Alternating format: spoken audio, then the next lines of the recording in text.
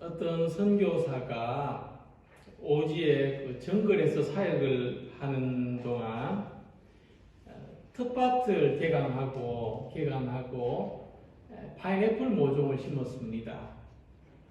근데 수확할 때가 돼서 가보니까 마을 사람들이 먼저 와서 열매를 다 따가버렸습니다. 선교사는 마을 사람들이 모인 곳에 찾아가서 내 밭에 파인애플 왜 허락 없이 따갔냐고 화를 냈습니다. 그게 마을 사람들이 뭐라고 하는가 하면 우리 마을에 심은 것은 다 우리 겁니다. 선교사에게 말했습니다.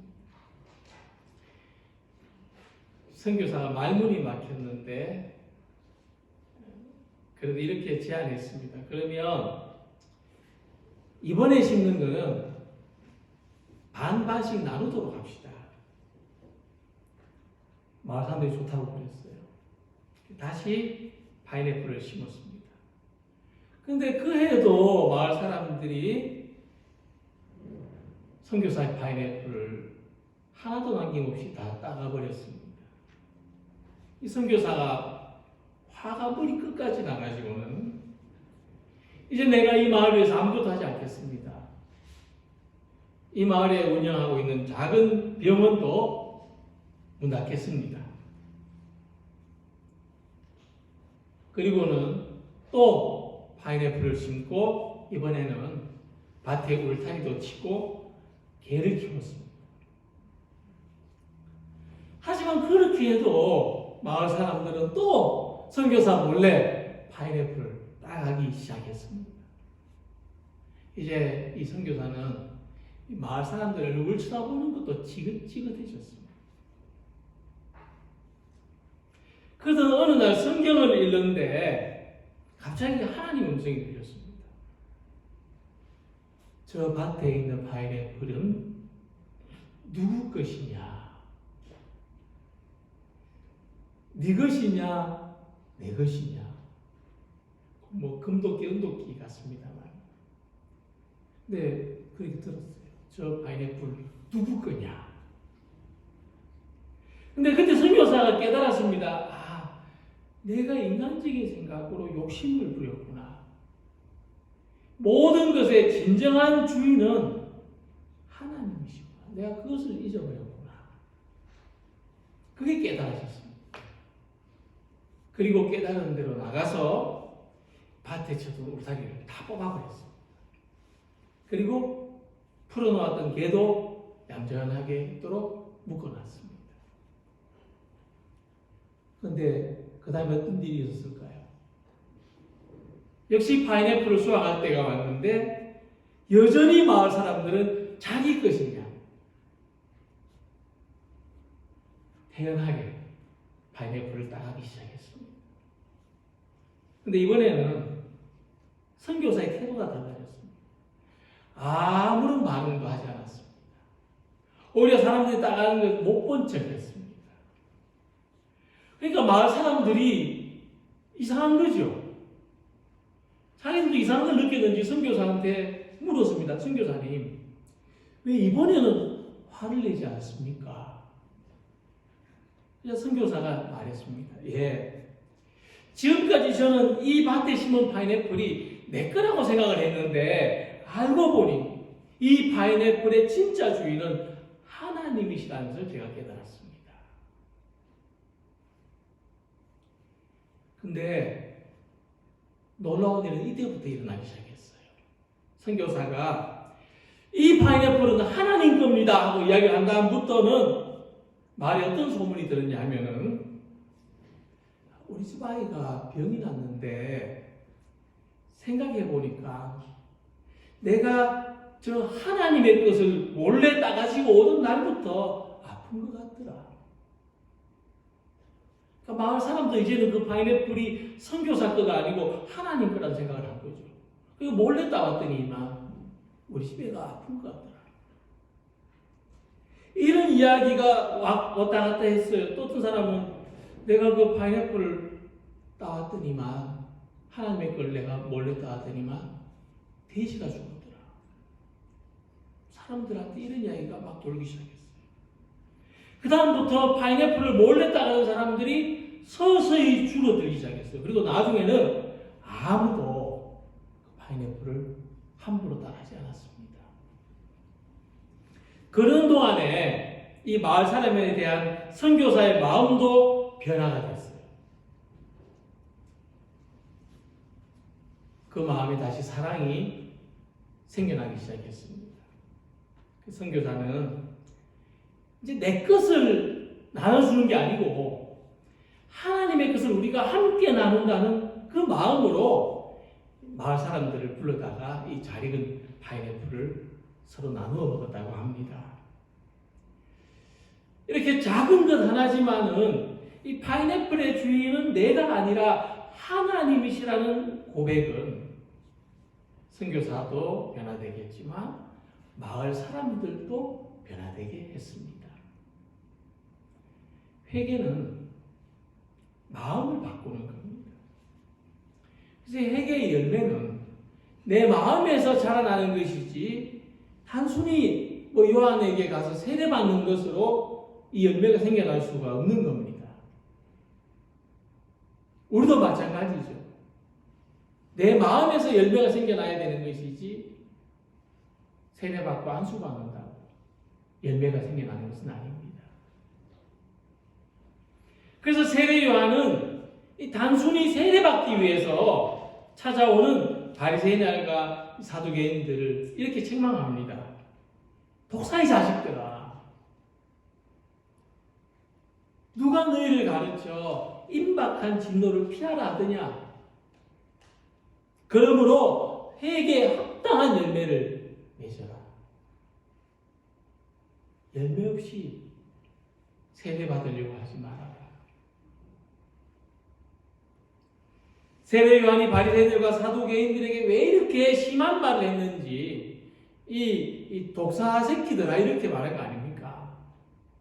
왜 이렇게 심하게 말했는지 생각해 볼 때 그들은 이 세례를 단순한 어떤 종교의식 이상으로 생각하지 않았습니다. 그러니까 손 씻는 것처럼 생각했다는 거죠. 세례를 손 씻는 것처럼 그냥 다 형식적으로 하는 거 아니냐. 그러니까 세례 받아가지고 심판도 안 받고 천국에 들어갈 수 있다면은 믿어봐야 본전이다. 이런 생각을 이런 마음으로 찾아온 겁니다. 세례요한이 그것을 아는 거죠. 마찬가지로 사람들은 세례요한 찾아가서 설교 듣고 세례 받으면 하나님의 진노에서 구원받을 거라고 생각했습니다. 그러나 요한의 설교를 듣고 세례를 받는다고 하나님의 진노를 피할 수 있는 것이 아닙니다.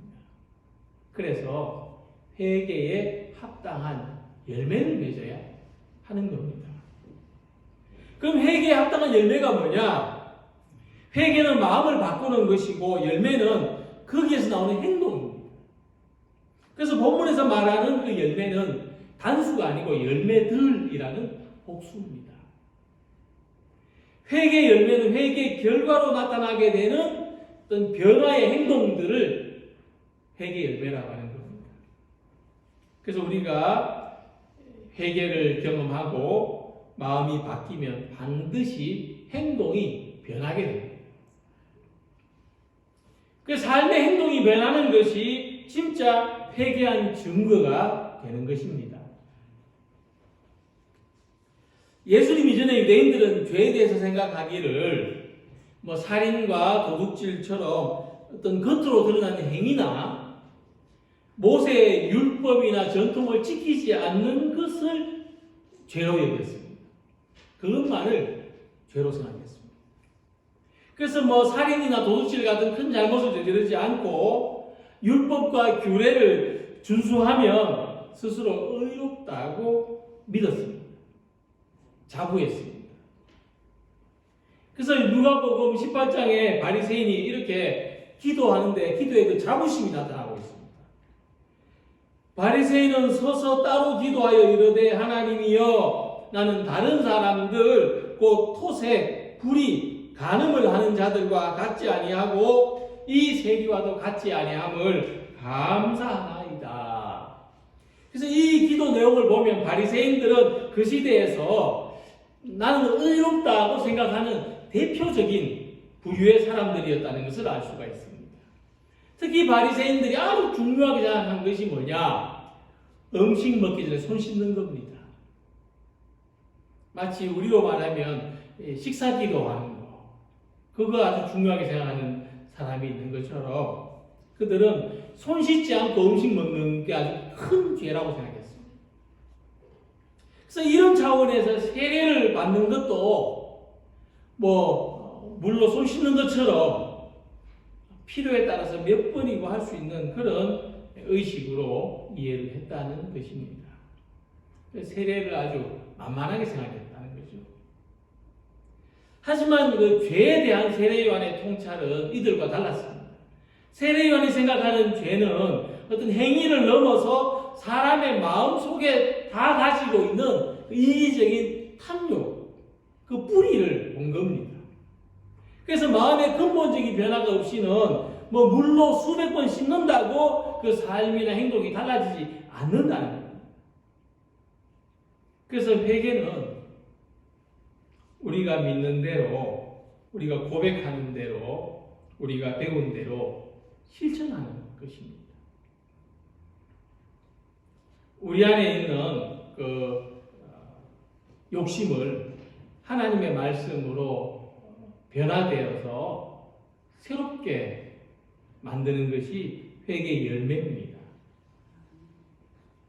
열매가 조그만 떼서 자라나가지고 물을 익는 것처럼 우리 속에 있는 그런 어떤 씨앗들이 자라나서 좋은 결과가 되게 하는 것입니다. 그래서 우리가 기도할 때도 우리 입술이 이웃을 축복하는 입술이 되기를 소망합니다. 우리가 살아갈 때도 하나님을 찬양하는 사람들이 되기를 소망합니다. 의식적으로 입으로 고백하는 훈련을 표현을 해야 됩니다. 그리고 우리 행동이 변해서 웬만하면 관용을 베푸는 사람들이 되기를 소망합니다. 평화를 이루는 사람이 되고 우리 삶의 목적이 변해서 하나님이 원하시는 열매, 본문에서 말하는 이 회개의 열매를 풍성히 맺는 성도들이 되시기를 소망합니다. 두 번째로 요한은 이제 그 지금 말을 듣고 있는 유대인들을 향해서 말합니다. 서기관 이 바리새인하고 사두개인들한테 이 독사의 자식들을 했으니까 그 사람들이 놀랄 거 아닙니까? 그 사람들은 그래도 그 사회에서 인정받는 사람들인데 독사의 자식이라 그랬으니까요 당황스러웠을 거죠. 더 충격적으로 말합니다. 여러분들은 아브라함이 우리 자손이라고 아브라함의 자손이라고 생각하지 마십시오. 속으로 아브라함이 우리 조상이라 생각하지 마라. 이 아브라함의 자손이라는 말은 무슨 말이냐 하면 선민이라는 뜻입니다. 우리는 선민이다.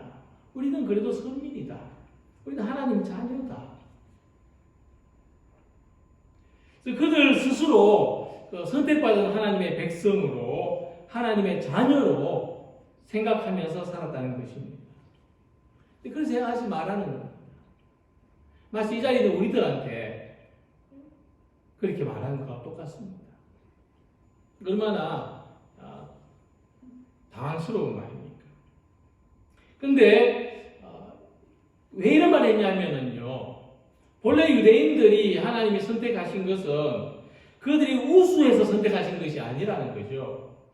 보잘것없고 연약했기 때문에 하나님의 은혜로 선택해 주신 겁니다. 이게 율법에 있는 이야기입니다.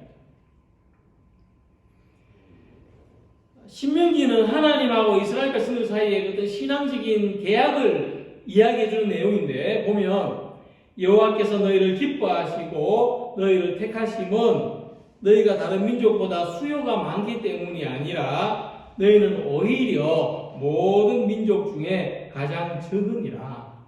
그러니까 이 말씀처럼 이스라엘은 모든 민족 중에서 작고 약하기 때문에 하나님의 특별한 선택을 받았다는 것이 율법의 내용입니다. 그런데 그들은 잊어버렸죠. 하나님이 왜 선택해 주셨는지를 잊어버리고 그들의 그 선택된 것을 특권으로 여겼다는 겁니다. 그것이 선민의식으로 나타난 것입니다. 그래서 유대인들은 자기가 아브라함의 후손이기 때문에 당연히 구원받을 거라고 생각했습니다. 그러나 세례 요한은 착각하지 마라. 하나님은 돌로도 아브라함의 자손을 만들 수 있으시다.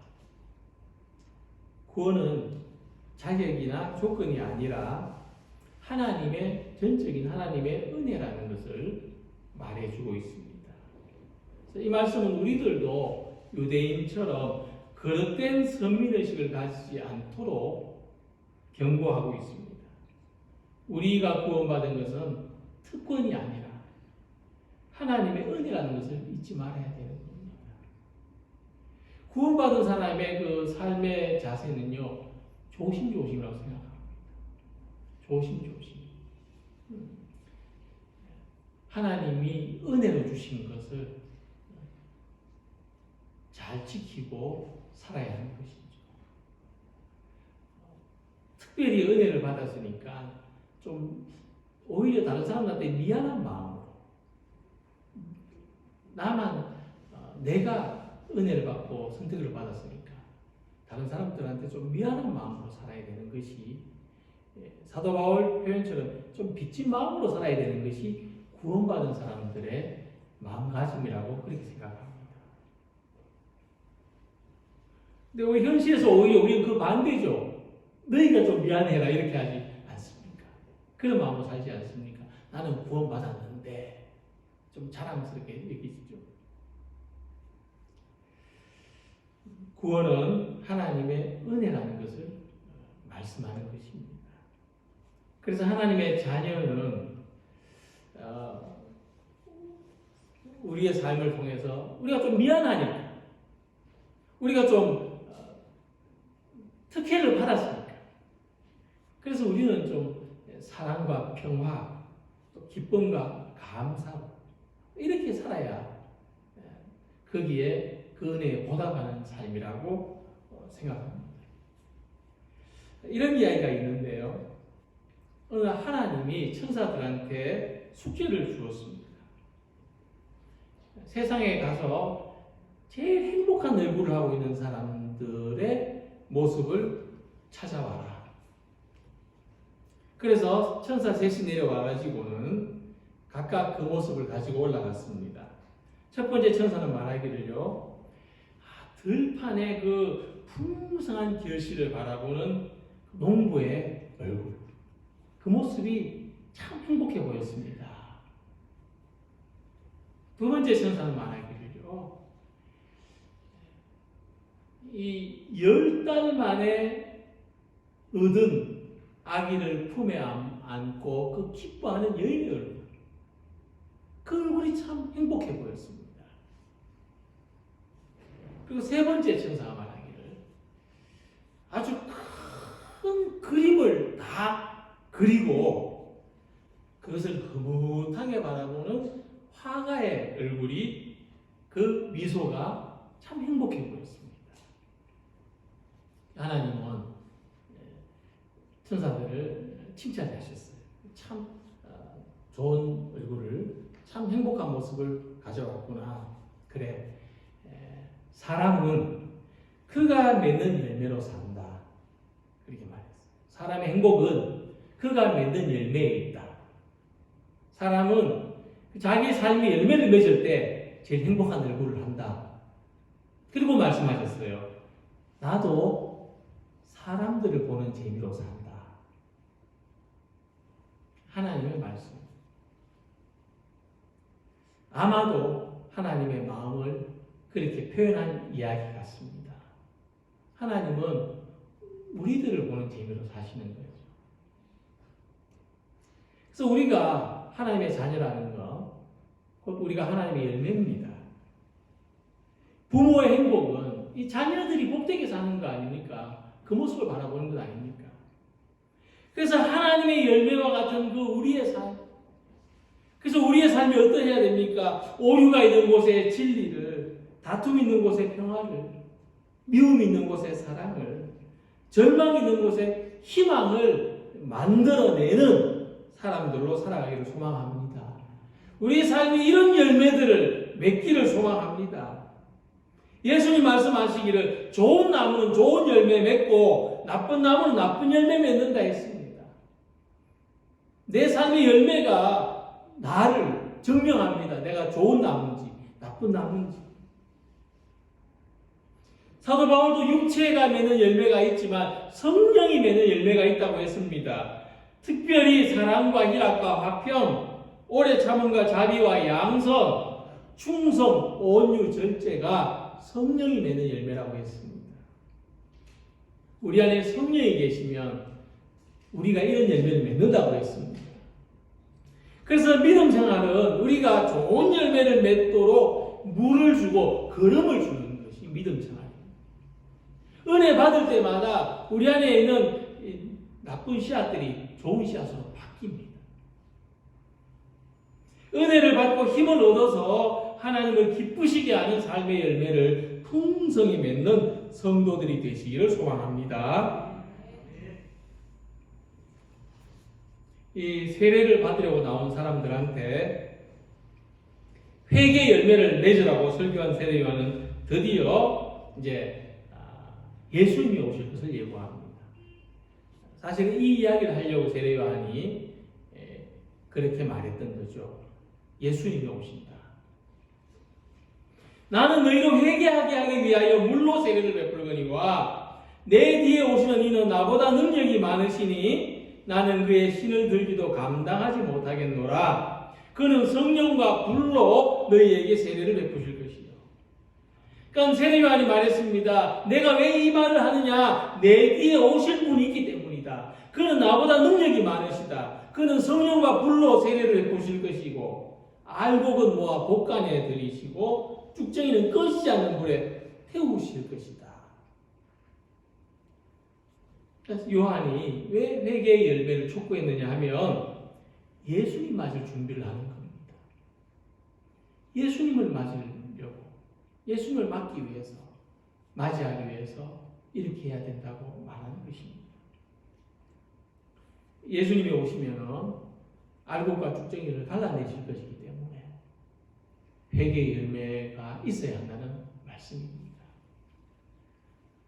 그래서 우리는 무엇이 알곡이고 무엇이 쭉정인지 그 기준을 알고 싶어집니다. 예전에 농사를 지을 때는 바람을 이용해서 알곡과 쭉정이를 골라냈습니다. 바람이 부는 쪽으로 킥을 하면은 쭉정이는 바람에 날려가 버리고 알곡은 무겁기 때문에 안으로 모여듭니다. 이같이 신앙의 세계에도 알곡과 쭉정이가 있는데 바람이 불면 드러납니다. 이 바람은 고난을 말합니다. 고난이 다가왔을 때 모든 사람이 흔들리죠. 그러나 고난에 날려가 버린 사람이 있어요. 고난에 실려 날려가 버린 사람. 고난의 바람에 날려가 버리는 사람. 겉모양은 갖추었어도 열매는 없는 쭉정이에 가깝다는 것입니다. 또 바람이 의미하는 것이 있는데 생명의 능력을 시험하는 겁니다. 쭉정이에는 없는 것이 알곡에는 있습니다. 알곡에는 생명의 능력이 있습니다. 그래서 고난을 통해서 생명의 능력을 시험해 보기 전까지는 알곡으로 생각했던 것이 실제로는 쭉정일 수 있고 쭉정이라고 생각했던 것이 실제로는 알곡일 수 있습니다. 고난의 바람을 통해서 이 역전의 현상이 일어납니다. 내가 참 세상에서 약한 사람이라고 생각했는데 이만큼 내가 강하구나. 그걸 발견해야 됩니다. 물론 고난 힘들고 괴롭지만 그것을 그래도 견뎌내는 내가 강하구나. 내 속에 믿음이 강하구나. 또 어떤 경우에는 내가 참 섰다고 혼자 자립했다고 자부했는데 내가 이렇게 무너지다니 난 참 아직 속이 덜 찼구나. 믿음이 덜 여물었구나.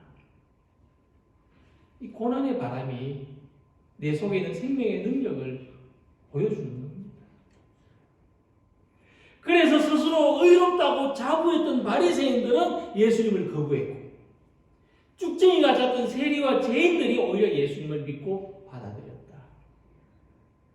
고난의 바람은 먼저 된 자가 나중되게도 하고 나중된 자가 먼저 되게도 하는 것입니다. 그래서 예수님이 오실 때에 알곡과 쭉정이가 어떤 결과를 맞이하는지 본문에서 알 수 있습니다. 예수님 만날 때 하늘의 곳간에 들어가는 삶이 있고 영원히 불에 태워지는 삶이 있다는 것입니다. 그러니까 우리 삶에 열매가 없다면 그것은 나라는 존재가 부정되는 겁니다. 나는 없는 겁니다. 내 삶에 열매가 없다면. 그래서 지금부터 우리가 해야 될 일은 내 속에 쭉정이의 모습이 있다면 알곡으로 채우는 것입니다. 다른 사람 신경 쓸 때가 아닙니다. 내 삶의 쭉정이를 알곡으로 채워야 됩니다.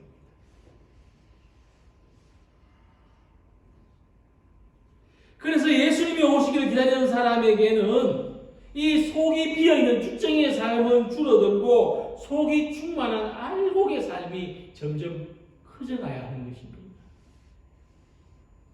알곡의 삶을 사는 사람은 바람이 불어도 흔들리지 않을 뿐만 아니라 자랑할 만한 일이 일어나도 요동하지 않습니다. 그 사람의 깊은 영혼에 기쁨과 평화가 있고 안식이 있기 때문입니다.